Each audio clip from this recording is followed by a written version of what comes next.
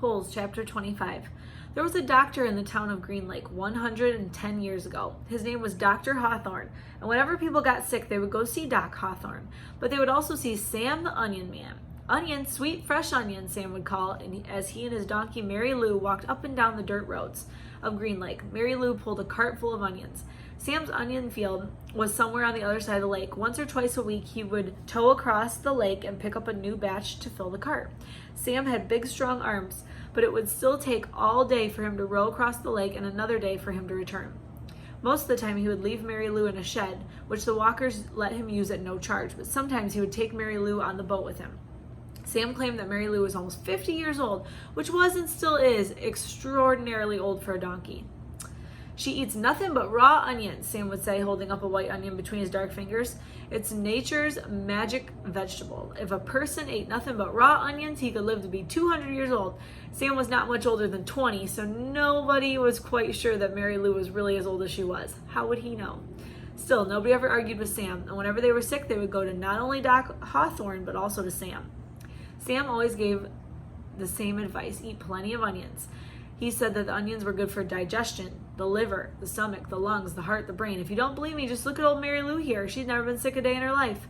He also had many different ointments, lotions, syrups, and pastes, all made out of onion juice and different parts of the onion plant. This one cures asthma.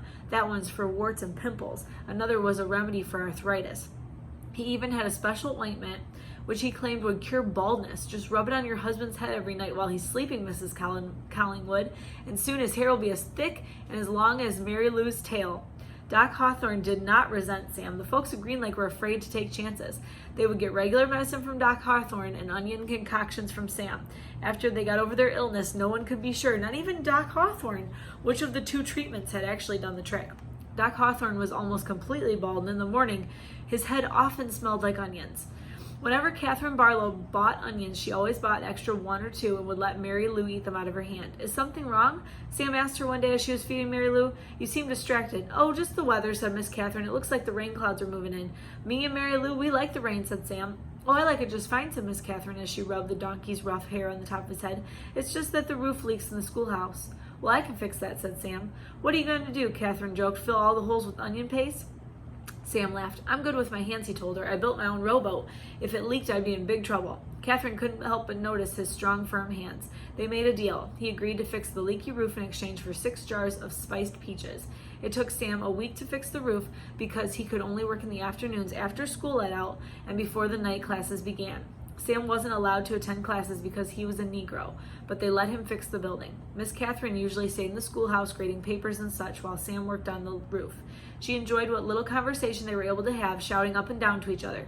She was surprised by his interest in poetry. When he took a break, she would sometimes read a poem to him. On more than one occasion, she would start to read one by Poe or Longfellow, only to hear him finish it for her from memory. She was sad when the roof was fixed. Is something wrong? He asked.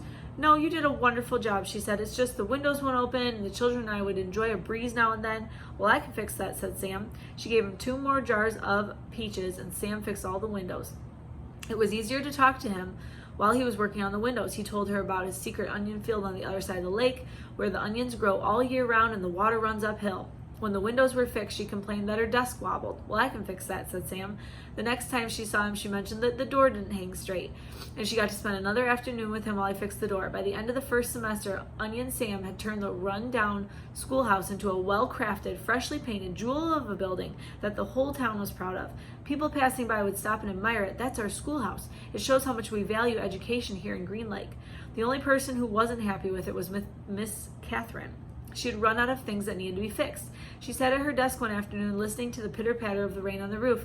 No water leaked in the classroom, except for a few drops that came from her eyes. Onions, hot, sweet onions, Sam called out from the street. She ran out to him. She wanted to throw her arms around him, but she couldn't bring herself to do it. Instead, she hugged Mary Lou's neck. Is something wrong? He asked her. Oh, Sam, she said. My heart is breaking. I can fix that, said Sam. She turned to him. He took hold of both her hands and kissed her. Because of the rain, there was nobody else out on the street. Even if there was, Catherine and Sam wouldn't have noticed. They were lost in their own world. At that moment, however, Hattie Parker stepped out of the general store, and they didn't see her, but she saw them. She pointed her quivering finger in their direction and whispered, God will punish you.